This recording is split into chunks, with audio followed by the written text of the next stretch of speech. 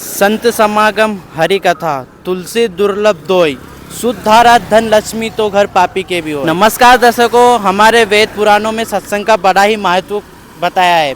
हमारे पुराणों में सत्संगों को विशेष रूप से उजागर किया गया है। इसी विशेष कार्यक्रम को लेकर आज जगत गुरु तत्वदर्शी संत रामपाल जी महाराज जी के सानिध्य में एक भव्य सत्संग का शुभारंभ आयोजित किया गया है। आइए जानते हैं उस सत्संग की विशेषताओं के बारे में। क्या कुछ विशेषताएं यहाँ पर संत जी के अनुयायियों द्वारा की गई है, क्या कुछ विशेष प्रोग्राम यहाँ पर हम देखने को मिलेगा। आइए जानते हैं इन खूबियों के बारे में। जैसे ही हम सत्संग पंडाल की ओर आगे बढ़ते हैं वैसे ही हमें यहाँ पर कुछ विशेष विशेषताएं देखने को मिल रही है। जैसे ही भी हम सत्संग पंडाल की ओर आगे बढ़े तो हमें एक भव्य पार्किंग व्यवस्था देखने को मिली है, जहाँ पर एक सुव्यवस्थित ढंग से दो पहिए वाहन अगल और चार पहिए वाहनों की अगल व्यवस्था की गई है। आइए जानते हैं इन विशेषताओं के बारे में। यहाँ पर संत जी के कुछ अनुयायियों सेवा दे रहे हैं, इनसे पूछते हैं हम। नमस्कार सर। नमस्कार सर। क्या आपकी क्या ड्यूटी लगाई गई है यहाँ पर? आपको किस प्रकार की ड्यूटी बताएं कुछ आप। सर मेरी यहाँ पर पार्किंग की सेवा लगाई गई है। जी। यहाँ पर हजारों सैकड़ों गाड़ी आने की है।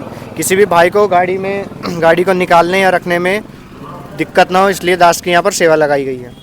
तो देखा दर्शकों, आपने यहाँ पर एक सुव्यवस्थित रूप से यहाँ की जैसे कि सत्संग पंडाल में जो भी आते हैं उनकी गाड़ियों को पार्किंग व्यवस्थित रूप से कराया जा रहा है, ताकि उनको कोई किसी प्रकार की दिक्कतों का सामना करना ना पड़े।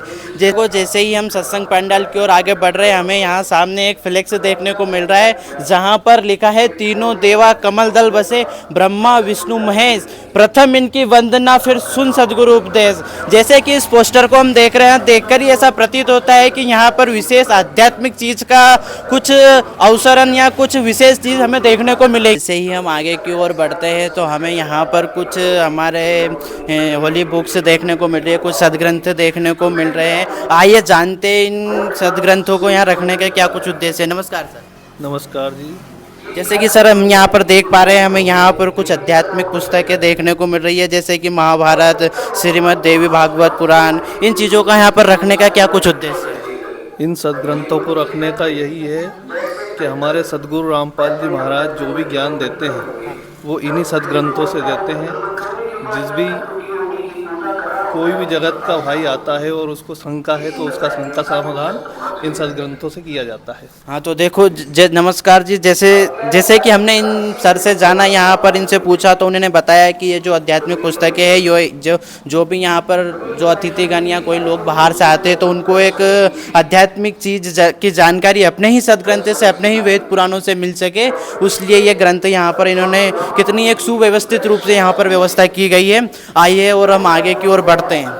जैसे ही हम सत्संग पंडाल की ओर आगे बढ़े हैं तो हमें यहाँ पर देखने को एक भव्य पंडाल दिखा, जहाँ पर संत जी के अनुयायी एक सुव्यवस्थित रूप से बैठे हैं, जहाँ पर हमें देखने को ही यहाँ पर एक ऐसा भव्य नज़ारा देखने को मिल रहा है, जहाँ पर संत जी के अनुयायियों द्वारा लेडीज़ डिपार्टमेंट को बैठने की अगल व्यवस्था की गई है, वहीं पर जेंट्स डिपार्टमेंट को व्यवस्थित रूप से बिठाने की अगल व्यवस्था की गई है। यहाँ पर देखकर कुछ अगल ही नज़ारा नज़र आ रहा है, देखकर ही काफ़ी अच्छा लग रहा है, जहाँ पर संत जी के शिष्यों द्वारा कितनी अच्छी व्यवस्था की गई है। तो जैसे ही हम आगे की ओर बढ़ते हैं तो हमें यहाँ पर एक व्यवस्थित रूप से प्याऊ की व्यवस्था दिख रही है। आइए जानते हैं क्या कुछ इनकी ड्यूटीज लगाई गई है। नमस्कार बहन जी। किस प्रकार की आपकी यहाँ पर ड्यूटी लगाई है, इसके बारे में हमें थोड़ा जानकारी बताइए। जी, हमारे गुरुजी का संत रामपाल जी महाराज जी का सत्संग किया गया है, जिसमें जलराम की सेवा है, ठंडे जलराम की सेवा है।